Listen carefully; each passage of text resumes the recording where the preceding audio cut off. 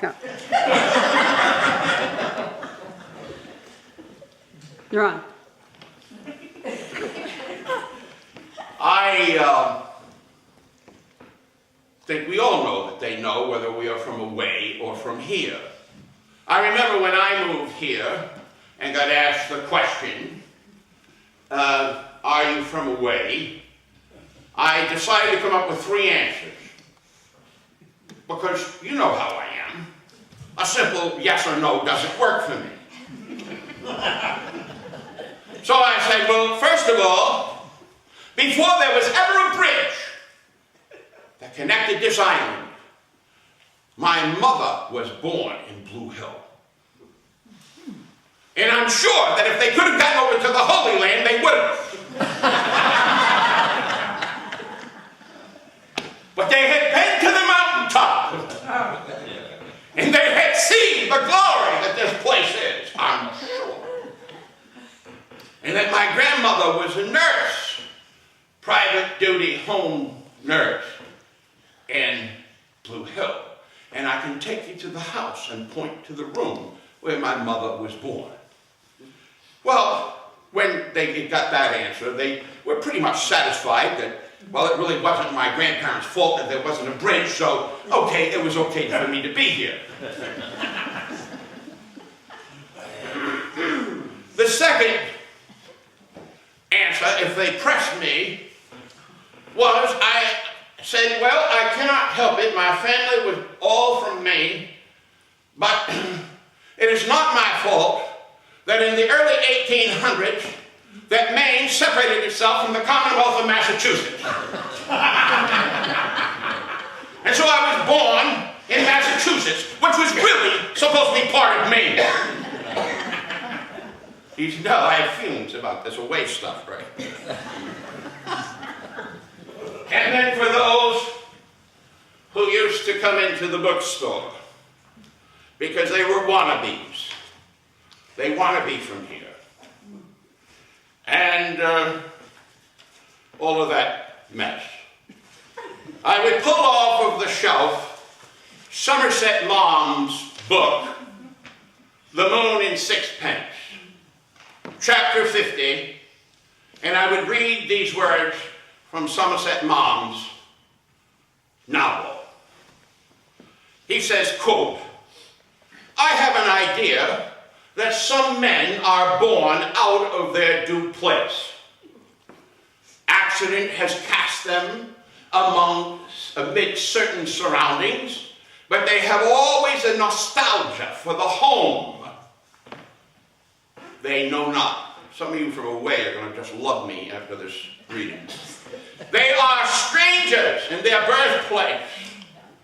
The leafy lanes they have known from childhood or the populous streets in which they have played remain but a place of passage. They may spend their whole lives aliens among their kindred and remain aloof among only the scenes they have ever known. Perhaps it is this sense of strangeness that sends men, and I'll add women,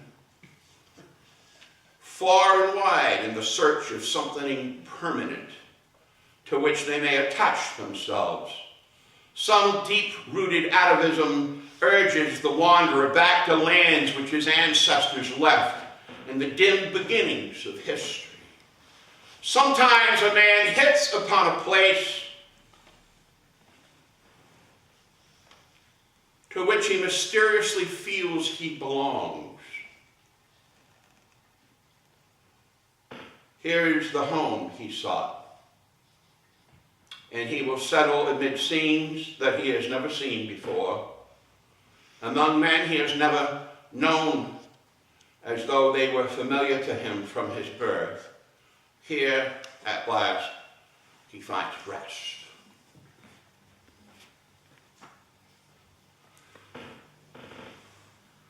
The human quest to belong to a place and to a people is significant. Much of what has happened in our world has been in the words of Robert Frost's poem, Putting Up Fences. I sat last night. Well, let me back up. I took a championship nap yesterday afternoon. And I got up and went in beaming to Catherine. And she said, "How are you?" And I said, "I woke up with a song in my heart." And she looked happy about that. I said, "It's the song, Lift Every Voice and Sing, the national anthem of African Americans. Stony the road we trod." And then it wasn't enough for me just to remember it. I had to get the Methodist hymn book out and look at it and read it aloud. And I still wasn't satisfied, so I went to YouTube. And I typed it in. And I found some soul-stirring singing of that hymn with scenes of the deep South years ago. Pictures of lynchings, pictures of hoses and dogs being turned on other human beings. And then at the end of this particular, they brought up our president. And I said, thank God I live in the United States of America, that in my lifetime has grown beyond the Jim Crow laws and has moved beyond Brown versus the Board of Education, where segregation was the law. But we've spent our lives as a culture fencing and displacing. And the human cry is to connect and to belong. The Bible teaches us in the book of Galatians, and we heard it in the hymn the choir sang this morning. In Christ there is no east or west. In him no north or south. Another line says there is no Jew or Greek. We're all children of God. And so as we live out our lives on this island, we are living out what lives on in our culture around this country. Who do we fence in to our lives, and with whom do we connect? What does it mean to belong to you?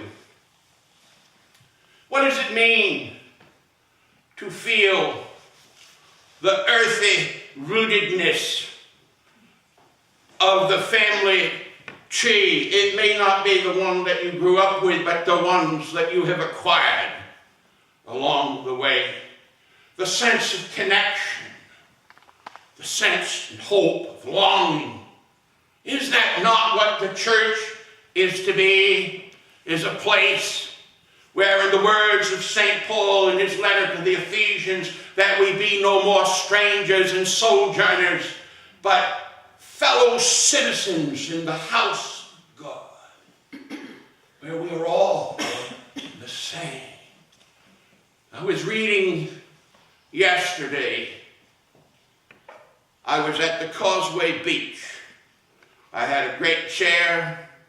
We bought a folding table for $5 down the road, and I sat there and finished reading Howard Thurman's book, Jesus and the Disinherited. And he answered a question that I wondered, because he said the love message is central, the central ethic of the gospel, and he talks about how is it that people who have been oppressed and abused how can we love those people who have oppressed and abused us? He said two things that were significant in that book to me. One was we've got to remove people from the category of being our enemies. And two, it does not mean that what they have done to us is right or that it is acceptable. But that somehow, by our refusing to make people our enemies, by refusing